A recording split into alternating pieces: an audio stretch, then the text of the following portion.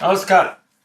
रजत शर्माने आपकी अदालतमध्ये देवेंद्र फडणवीसांची मुलाखत घेतली होती.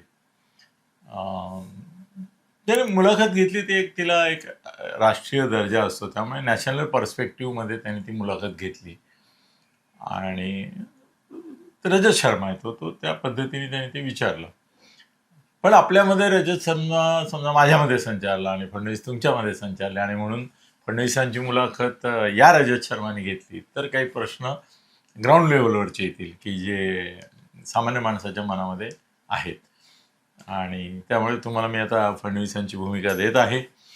ॲक्टिंग केली पाहिजे त्यांच्यासारखं असं नाही, मग तुम्हाला फार ओरडून बोलायला लागेल, मग तुमचा घसा बसेल आणि त्रास होईल तुम्हाला. तर त्यामुळे ते त्यांना ओरडून बोलणं शोभतं. तुम्ही आपले माइल्ड फडणवीसच्या आवाजात बोला. मी पण रजत शर्मासारखा असा आक्रोशून वगैरे बसू शकत नाही किंवा असं गंभीर चेहरा करून सतत तो ना, मला तर फ्रीज झाल्यासारखा वाटतो कायम. रजत शर्मा बोलतो चांगलं, त्याचे ओठ चांगले बोलतात, पण तो अख्खा असं वाटतं की याचं चित्र काढून उभं केलंय, ते फलक उभे करतात तसं. त्यामुळे तसं काय नाही, त्यामुळे मी हात वारे करणार. सर, देवेंद्रजी, हां, फडणवीस म्हणायला नाही बरं वाटत ते, देवेंद्रजी, पहिला प्रश्न असा आहे की भारतीय जनता पक्ष हा वाढवण्याचं उद्दिष्ट असणं, मुख्यमंत्री म्हणून आधी पक्षाध्यक्ष होतात तुम्ही, त्या दृष्टीने स्वाभाविक आहे. पण दुसऱ्यांचे पक्ष तोडून आपला पक्ष वाढवणं ही काय नीती? अनिलजी, सगळ्यात सुरुवातीला मुलाखत चालू करायच्या आधी मला तुम्हाला एक विनंती करायची आहे. कन्सेप्ट जो तुम्ही सांगितला आहे तो चांगला आहे. रजत शर्मा, आपकी अदालत आणि देवेंद्र फडणवीसांची मुलाखत, त्यामुळे एक भूमिका रजत शर्माची असणार, एक भूमिका देवेंद्र फडणवीसांची असणार. मी त्यामुळे थोडंसं मॉडिफाय करू इच्छितो. देवेंद्र फडणवीस फार मोठा माणूस आहेत, मुख्यमंत्री आहेत, अतिशय हुशार आहेत. मी काय त्यांच्या एवढा हुशार नाही, आणि त्यामुळे मला देवेंद्र फडणवीसांची भूमिका हे करताना किंवा DFची भूमिका करताना थोडा संकोच वाटतोय. म्हणून मी DFची भूमिका न निभावता मी DNच राहतो दयानंदीने. आणि आपकी अदालत जे रजत शर्माचा आहे, तर हा शो अनिल गगनबिदी थत्ते शो असल्यामुळे मी त्याचा पण टायटल थोडंसं ट्विक करू इच्छितो की ही बाप की अदालत करूया. तुम्ही बाप आहात जर्नलिस्टिक फील्ड मधले. चला, ऍक्सेप्टेड. कन्सेप्ट आपण लोकांना समजावलाय. आता बाप की अदालत मध्ये पहिला प्रश्न हा आहे, AT is talking to DN असं करून आपण करू. सांगा काय असं आहे. दुसऱ्यांचे पक्ष तोडून स्वतःचा वाढवणं नाही, कसं आहे, एक पक्ष जेव्हा आपण वाढवतो तर दोन पद्धतीने वाढू शकतात. एक तर ग्रासरूटमध्ये काम करून कार्यकर्ते जोडायचे आणि हळूहळू पक्ष वाढवत जायचा. ही एक प्रकारची ऑर्गॅनिक ग्रोथ ज्याला आपण म्हणतो. नागरिकांमधून अधिक कार्यकर्ते मिळवायचे, कार्यकर्त्यांमधून नेते घडवायचे, नेत्यांमधून संघटना बांधायची. असं कार्यकर्ते घडवतानाच ती संघटना आपोआप वाढत असते आणि त्यातले जे चांगले कार्यकर्ते असतात त्यांना तुम्ही नेते म्हणून पुढे संधी देता. ही ऑर्गॅनिक ग्रोथ असते. आणि ही ऑर्गॅनिक ग्रोथ मला वाटतं 1980 पासून जेव्हा भारतीय जनता पार्टी स्थापन झाली तेव्हापासून सुरूच आहे, कंटिन्युअस प्रोसेस आहे. आता असं आहे की 80 ते आता आपण 2 टप्पे करू. 80 ते 2014 हा एक टप्पा घेऊ आणि 14 ते 26 हा दुसरा टप्पा घेऊ. 80 ते 95 हा जो पहिला भाग होता 15 वर्षाचा, त्या भागामध्ये भारतीय जनता पार्टी ची ताकद तशी म्हटली तर देशभरामध्ये नगण्य होती. त्यांचे सांसद आणि आमदार यांचा संख्या बघताना ग्रासरूट लेवलला कार्यकर्ते खूप होते, संघाचं पाठबळ होतं, पण निवडून येण्याची कपॅसिटी किंवा निवडून येणारी लोक कमी होती त्यांची. तर त्यावेळेला प्रमोद महाजनांनी हे सुरू केलं की दुसऱ्या पक्षातली चांगली माणसं जर का आपल्याकडे येऊ इच्छित असतील तर त्यांना का घेऊ नये. जिथे जिथे भारतीय जनता पार्टीचं अस्तित्व नगण्य आहे किंवा अस्तित्व नाही आहे त्या ठिकाणी पक्ष उभारण्यासाठी जर का इतर पक्षातले त्या ठिकाणचे नेते आपल्याकडे येणार असतील तर त्या निमित्ताने आपल्याला तिकडे एक आपलं अस्तित्व निर्माण होईल. आणि मग जी ऑर्गॅनिक ग्रोथ तर ती खालती सुरूच असते. तर तर त्याची जोड अशी देऊन आपली संघटना वाढेल, हा मूळचा कन्सेप्ट आहे बाहेरच्या लोकांना घेण्याचा. तो प्रमोद महाजनांनी कन्सेप्ट मांडला आणि त्या दृष्टीने त्यांनी काम सुरू केलेलं होतं. त्यांनी हा पण कन्सेप्ट मांडला की जे थोडे समविचारी पक्ष असतील किंवा सम आचारी नाही ऍक्च्युली, नाही का, आचरणाचा शिवसेना आचरणात काही नव्हती, थोडं विचारी पक्ष, तर ते जोडून पण आघाड्यांचं राजकारण वाढवायचं. त्याच्यात पण प्रमोद महाजनांचा पुढाकार, जिथे अगदी जिथे पंजाब पासून सगळी भारतीय जनता पार्टीचं फॉर एक्झाम्पल पंजाबमध्ये काय अस्तित्व नव्हतं, महाराष्ट्रामध्ये होतं पण कमी होतं, आणि तर शिवसेना आणि भारतीय जनता पार्टी हे दोन पक्ष समविचारी कुठच्या दृष्टीने, तर दोघांचं ध्येय हिंदुत्व. तर हिंदुत्वाची जी मतं त्यावेळेला दोघांच्यामुळे फुटायची आणि काँग्रेसला फायदा व्हायचा, तर ती मतं किंवा ते मतदार जर का आपण एकत्र केले तर आपण काँग्रेससमोर एक फॉर्मिडेबल चॅलेंज उभं करू शकू, हा मूळ त्यामधला विचार होता.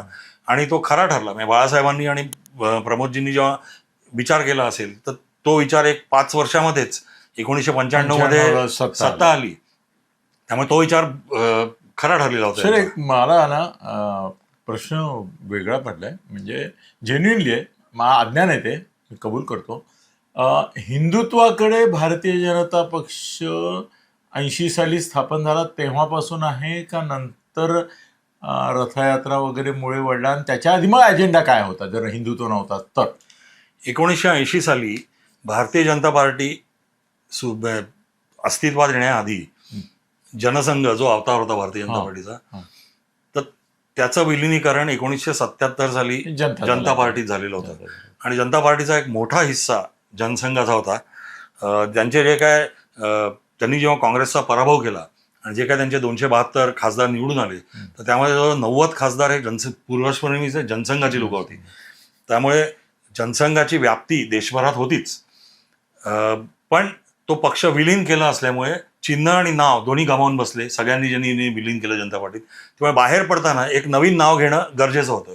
आणि म्हणून जनता दल ऑलरेडी हॅमर झालेलं होतं, जनता पार्टी हॅमर झालेलं होतं. म्हणून मग यांनी भारतीय जनता पार्टी असं नाव घेतलं की आमचं देशभरात अस्तित्व असणार आहे किंवा आहे, आणि म्हणून भारतीय जनता पार्टी स्थापन झाली.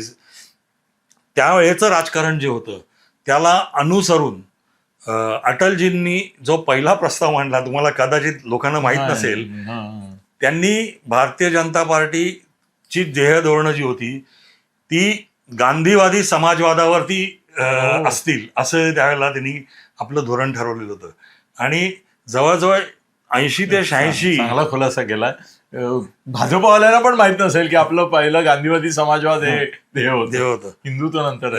80 ते 86 हा जो काळ होता त्यावेळेला भारतीय जनता पार्टी गांधीवादी समाजवाद म्हणजे गांधीजींच्या विचारावरती चालत समाजवाद कसा आपण अडॉप्ट करायचा या दृष्टीने त्याची प्रगती होती त्याला सुरुवात.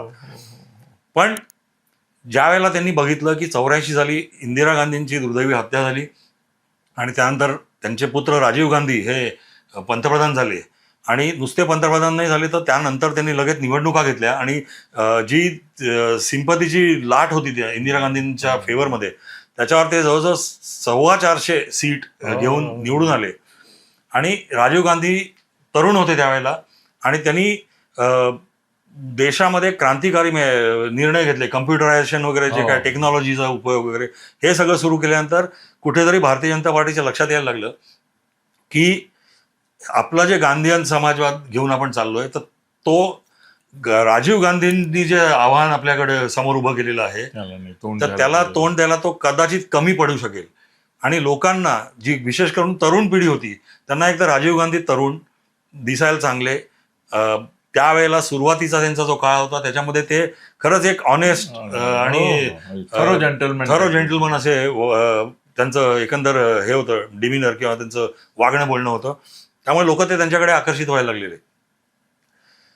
पुढे राजीव गांधींची जो पहिली 2.5 वर्ष सोडल्यावर पुढची 2.5 वर्ष होती ज्याच्यामध्ये तो बोफर्सचा घोटाळा विश्वनाथ प्रताप त्यांच्या आणि मग विश्वनाथ प्रताप सिंग त्याच्या विरुद्ध गेले, आणि विश्वनाथ प्रताप सिंगांना त्यावेळेला संघाच्या लोकांनी पण मदत केली, भारतीय जनता पार्टीनी पण मदत केली, आणि पुढच्या निवडणुकीमध्ये राजीव गांधी 415 पासून डायरेक्ट 196 पर्यंत खाली आली त्यांची हे, आणि त्यांनी बहुमत गमावलं.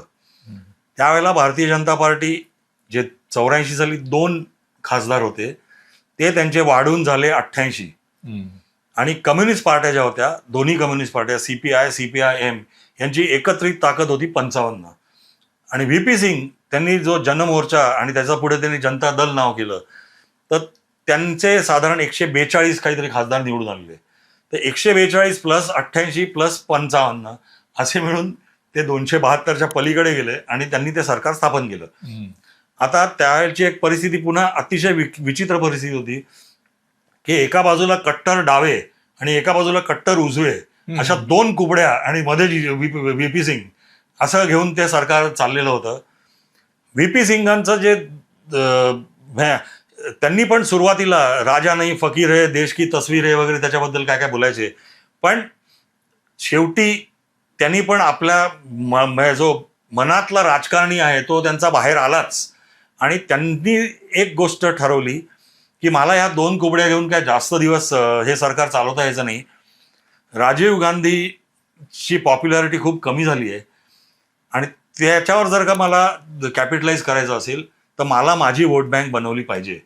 आणि ती वोट बँक त्यांनी ठरवलं दलित आणि मुसलमान लोकांची आणि ओबीसी लोकांची. म्हणजे मंडळ कमिशन जे हे केलेलं होतं त्याचा जो रिपोर्ट होता तो VP सिंगांनी मंडळ कमिशनचा रिपोर्ट कपाटातनं बाहेर काढला आणि आम्ही हा स्वीकारतोय म्हणून सांगितलं, जेणेकरून ओबीसीची एकदम मोठी त्यांना दंगली पण दंगल उसळल्या, पण ओबीसी लोकांचे आपल्याला एक मोठी वोट बँक मिळेल. अच्छा, त्यानंतर मुसलमान लोकांना अपीजमेंटचं जे पॉलिटिक्स म्हणतो आपण, त्यांचं लांगुल चलन. मला आठवतं आहे की त्यांचं पहिलं एकच भाषण झालं त्यांचं लाल किल्ल्यावरनं, आणि अगदी मी माझे काका दादू मिया आम्ही आतुरतेने ऐकत होतो की आज VP सिंग काय बोलणार, आणि त्यांच्याकडे खूप आशा होत्या. तर त्यांनी त्याच्यामध्ये एकच घोषणा केली त्या ह्याच्यामध्ये मंडळाच्या सोडल्या ह्याच्यामध्ये का आता की आम्ही प्रॉफेट मोहम्मदांचा जो वाढदिवस आहे तर त्या दिवशी राष्ट्रीय हॉलिडे आम्ही डिक्लेअर करतो. आणि दुसरं काही विशेष त्याच्यामध्ये काही नव्हतं. ह्या 2 मोठ्या घोषणा होत्या. दोन्ही घोषणा आपली एक वोट बँक निर्माण करायची, एक ओबीसीची वोट बँक, एक दलितांची वोट बँक. हे जेव्हा झालं आणि दंगली उसळल्या आणि त्यावेळेची भारतीय जनता पार्टीची अवस्था आपण बघून घेतली, समजली पाहिजे. 88 लोक निवडून आलेत. म्हणजे जे जनसंघाची ताकद होती जनता पार्टीमध्ये तेवढीच ताकद साधारण पुन्हा त्यांची निर्माण झालेली होती. आता इकडनं जर का पुढे जायचं असेल तर मग एकीकडे राजीव गांधी काँग्रेस आणि 196 मध्ये त्यांचा पण मोठा गट होता एक, दुसरीकडे VP सिंगनी हे जे उभं केलेलं आहे ते, आणि तिसरीकडे बंगाल आणि केरळ मिळून यांच्या 55 खासदार निवडून आले कम्युनिस्ट लोकांचे. तर ह्याच्यामध्ये आपल्याला काहीतरी करायचं जर का असेल तर मग पुन्हा मी येतो प्रमोद महाजनांकडे, लालकृष्ण अडवाणींकडे. कारण की 86 साली लालकृष्ण अडवाणी भारतीय जनता पार्टीचे अध्यक्ष झाले अटलजींच्या जागी. त्यानंतर एक 87 साली महत्वाची घटना होती. ती घटना म्हणजे शहाबानू नावाची मुसलमान बाई होती, तिला आपण काय पोटगी देण्यावरनं एक सुप्रीम कोर्टाने निर्णय दिला तिच्या बाजूनी की तिच्या नवऱ्याने तिला पोटगी ही दिलीच पाहिजे. तिचा नवरा म्हणत होता की आम्ही शर्यत कायद्याचं पालन करतो त्यामुळे आमच्या धर्मामध्ये असं नाही. तर सुप्रीम कोर्टाने सांगितलं की नाही तुम्हाला द्यायलाच पाहिजे. तिथे पुन्हा मुसलमानांचं लांगुल चलन करण्यासाठी राजीव गांधींनी तो कायदाच बदलून टाकला. त्यांच्याकडे मेजॉरिटी होती आणि तो कायदा बदलून शहाबानू ला जी पोटगी द्यायला लागणार होती ती द्यायची गरज नाही असा त्यांनी तो कायदा बदलून टाकला. त्याच्यानंतर जे काय उत्तर प्रदेशामध्ये सगळं राजकारण धुमसत होतं त्याच्यामध्ये जी राम जन्मभूमी आणि त्यावेळेची बाबरी मस्जिद होती तर त्याला कोर्टाच्या आदेशानुसार त्यांनी कुलूप लावून ठेवलेलं होतं की राम लल्लाचं जिथे एक छोटंसं मंदिर होतं तर त्या तिकडे जाऊन आतमध्ये गर्भगृहामध्ये कोणालाही जायची परवानगी नसायची आणि पूजा अर्चा तुम्हाला ज्या काय करायच्या असतील तर त्या बाहेरनं करायला लागायच्या. राजीव गांधींनी मुसलमानांना लांगुल चलन करतोय असं हिंदूंना वाटलं तर हिंदू वोट बँक पण आपली अफेक्ट होईल म्हणून त्यांनी ती कुलप उघडण्याची परवानगी दिली. आणि ती कुलप उघडल्यानंतर जो काय प्रचंड हिंदू लोकांमध्ये उत्साह किंवा आनंद निर्माण झाला की रामलल्लांचं दर्शन करण्यासाठी आपल्याला जाता येऊ शकतं.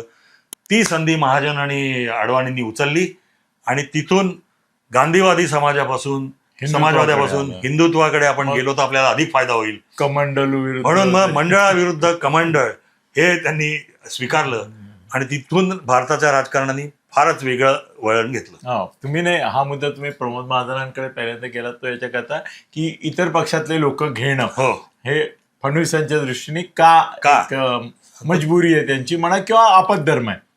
त्या संदर्भामध्ये मला सांगा की आता हे जे महाराष्ट्राचं सरकार आहे तुमचं फडणवीसांचं, तर त्याला हिंदुत्ववादी म्हणू शकाल तुम्ही?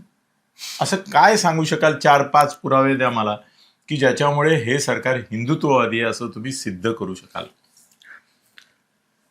असं आहे, मी याचं वेगळ्या पद्धतीने नाही, मला 5 मुद्दे सांगा की ज्याच्यामुळे हे सरकार हिंदुत्ववादी आहे असं सिद्ध करता येईल. सांगा. नंबर 1, भारतीय जनता पार्टी आणि शिवसेना हे जे 2 पक्ष या सरकारमधले 2 मुख्य घटक जे आहेत तर ते हिंदुत्ववादी पक्ष आहेत. त्यांचं अंतिम ध्येय हिंदुत्व हेच आहे. त्यामुळे हे हिंदुत्ववादी सरकार आपण म्हणतो.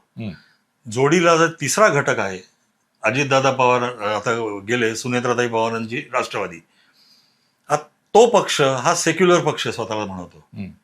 आणि असं आहे की हिंदुत्व किंवा हिंदुत्वावर चालणारं सरकार हे अंतिम ध्येय आहे.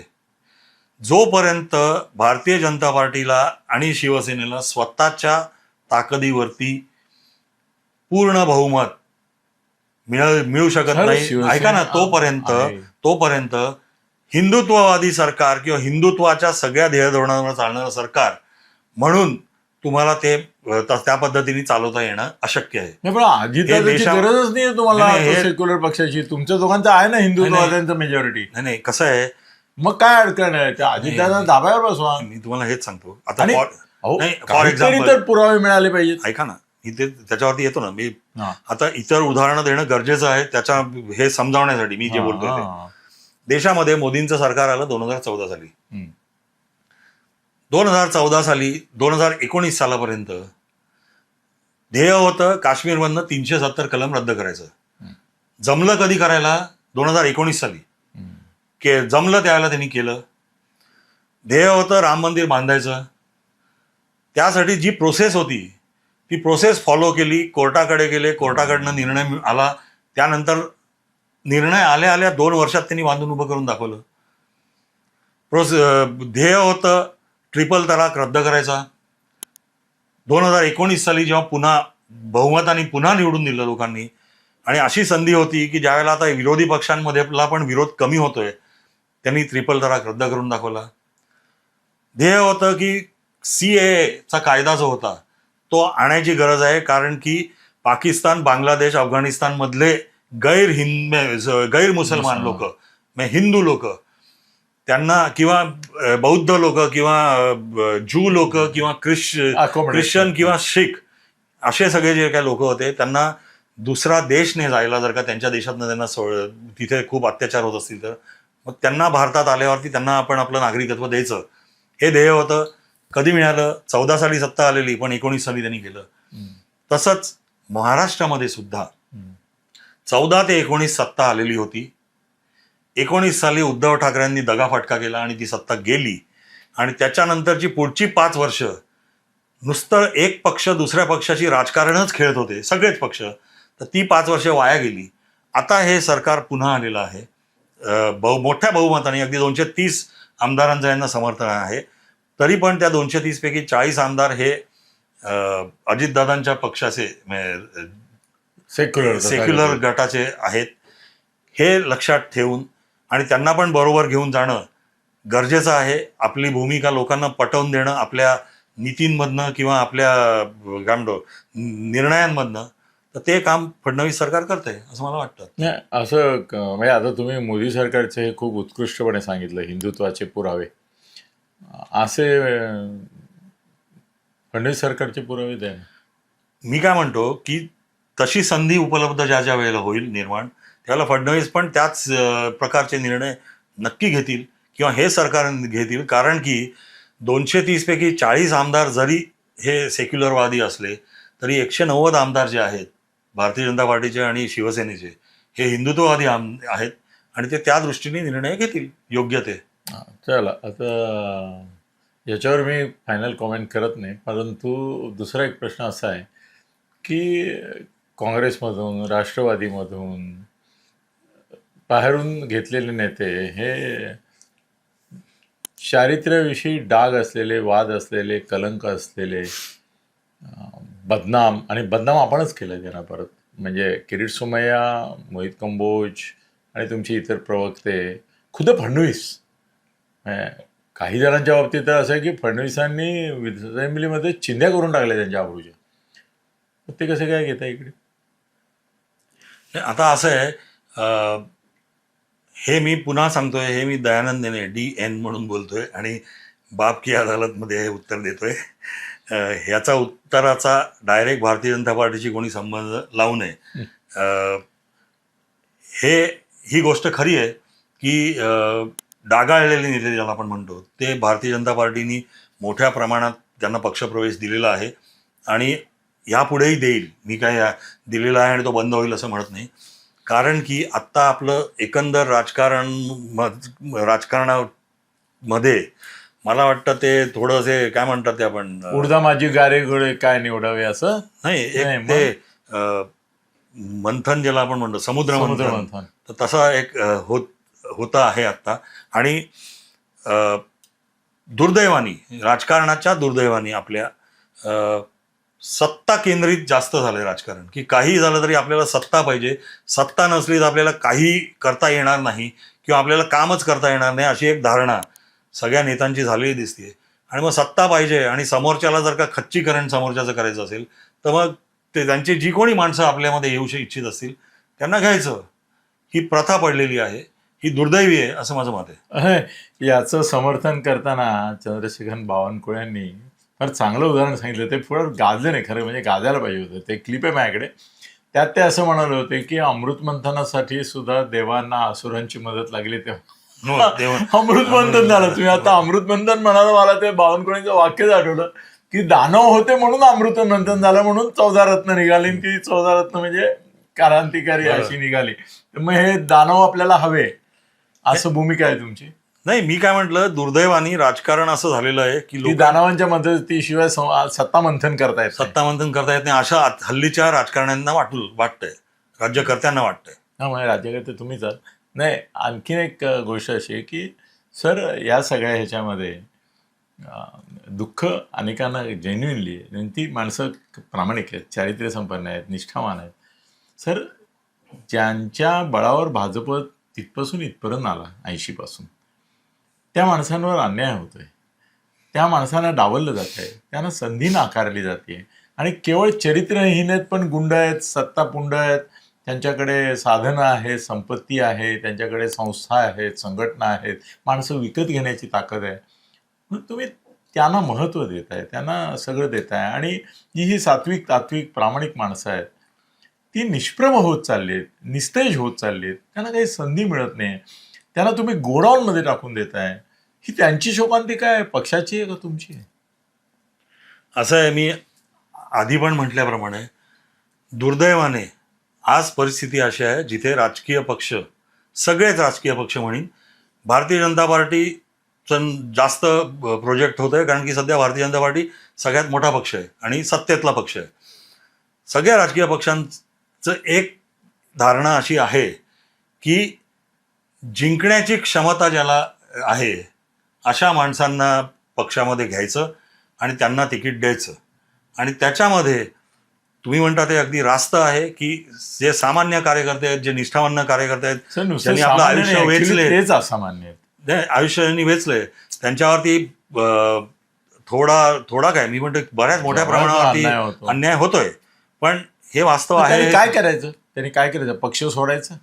अशाने काय सल्ला द्याल? आता पक्ष सोडायचा की जे आहे अन्याय होतोय तो सहन करायचा, की पक्ष वाढतोय, सत्ता मिळतेय, चला, पण सत्ता त्यांना मिळतच नाहीये, त्याचा वाटा त्यांना मिळत नाही, त्यामुळे मिळतोय नाही मिळतोय. म्हणजे त्यांच्या त्यागाला परत किंमत काहीच नाही. जे भोगणार आहेत तेच उपभोगत आहेत. हे थोडीशी आणि अवस्था याला जर का- नैतिकता काय आहे? काय नैतिकता आहे? याला मला प्रथमच फडणवीस नॉन प्लस झालेले दिसतंय. नाही, ह्याचं उत्तर जर का द्यायचं झालं एका वेगळ्या उदाहरणाने, तर हे साधारण हा जो दौर आहे राजकारणाचा, तर ते थोडासा असा आहे. म्हणजे कार्यकर्त्यांचं काय, तर मी म्हणतो शेळी जाते जीवानिशी आणि खाणारा म्हणतो वातड, अशी त्यांची अवस्था थोडीशी झालेली आहे, जी दुर्दैवी आहे. म्हणजे तुम्ही माझ्याशी सहमत होता सर. आणखीन एक आतापर्यंतच्या अनेक राजवटी आपण पाहिल्या. मी पण 50-57 वर्ष पत्रकार आहे. इतकी जातीय विद्वेषाचे वणवे पेटलेले कधी आम्ही बघितले नाहीत. त्यानंतर इतकी कायदा सुव्यवस्था ढासळलेली पाहिली नाही. रस्त्यावरून कुठेही कोयता गँग फिरतात, कुणी कुणाला मारून टाकतो, कुणी गाड्या फोडत फिरतो, कुणीही काही करतो. ती कायदा व्यवस्था हा तर चिंतेचा विषय आहे आणि काही कुणी आवरू शकतंय असं दिसत नाही. आणि तेही गृहखातं तुमच्याकडे असताना असं व्हावं, हा कसला परिणाम आहे? म्हणजे आवाक्याबाहेर गेलाय महाराष्ट्र तुमच्या, की इच्छाशक्ती कमी पडते, की पॉलिटिकल दबाव आहे? काय, कशामुळे कायदा सुव्यवस्था गंभीर आहे हे नाकारूच शकत नाही तुम्ही सर. आत्ता बाहेर पडायची भीती वाटायला लागली लोकांना. मी आता जे उत्तर देणार आहे ते आत्ताची जी परिस्थिती आहे कायदा सुव्यवस्थेची, त्याचं जस्टिफिकेशन मी करत नाहीये, मी वास्तव मांडतोय. कायदा सुव्यवस्था 70 वर्षापूर्वी जशी होती तशीच आहे. जितकी डेंजरस कायदा सुव्यवस्था तुम्हाला आत्ता वाटते, तितकीच 70 वर्षापूर्वीची जी माणसं होती ती पण म्हणायची की हे काय चाललंय, माणसं सुरक्षित नाही आहेत, कोणी येऊन लुटालूट करतोय, कोणी येऊन पळवापळवी करतोय, कोणी येऊन दंगे घडवून आणतोय. सेम परिस्थिती आहे. काळ बदललाय, माणसं बदलली आहेत, प्लेयर्स बदलले आहेत, परिस्थिती तशीच्या तशी आहे. तुम्ही लक्षात घ्या, 1966 साली जेव्हा साऊथ इंडियन लोकांविरुद्ध, दाक्षिणात्य लोकांविरुद्ध मुंबईमध्ये पहिली दंगल झाली, तेव्हा ते लोक हेच बोलत होते. काय वेगळं बोलत होते? 92 साली जेव्हा दंगल झाली हिंदू मुस्लिम त्यावेळेला पण हेच परिस्थिती होती. नंतर मध्यंतरी नागपूरमध्ये जी आत्ता गेले 2 वर्षापूर्वी परिस्थिती होती, ती तशीच परिस्थिती होती. परिस्थिती सगळीकडे तशीच आहे. याचं एकमेव हे काय की पोलीस दल जे आहे, माझा पोलीस दलावरती, त्यांच्या क्षमतेवरती खूप विश्वास आहे. त्यांना जर का फ्री हँड कुठल्या सरकारने जर का दिलं आणि पॉलिटिकल विल दाखवलं की आम्हाला परिस्थिती बदलायची आहे, आम्हाला हे गुंड पुंड जे कोणी आहेत त्यांचा बंदोबस्त करायचा आहे आणि तो आम्हाला तुम्ही करून द्या, एका आठवड्यामध्ये पोलीस ते करून दाखवतील. गरज आहे त्या विल पॉवरची, आणि ती विल पॉवर एवढ्यासाठी कमी पडतीये की तुम्ही त्याच गुंडापुंडांना पक्षामध्ये घेता, त्यांना आमदार करता, त्यांना खासदार करता, त्यांनाच लॉ मेकर केल्यावरती मग ते कायदा तोडतात. सर, शेवटचा प्रश्न, 1.5 मिनिटं तुम्हाला बाकी आहे.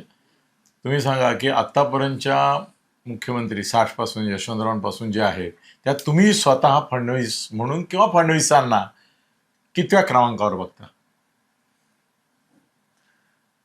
मी म्हणेन यशवंतराव चव्हाण हे नाव ते अतिशय चांगले मुख्यमंत्री होते आणि महाराष्ट्राच्या विकासासाठी त्यांचं जे विजन त्यावेळेला होतं ते विजन पूर्ण करण्यासाठी फडणवीस काम करतायत असं मी म्हणेन. नाही, नंबर द्यायला सांगतो मी तुम्हाला चॉईस देतो ना. मग यशवंतराव चव्हाण, वसंतराव नाईक, शरद पवार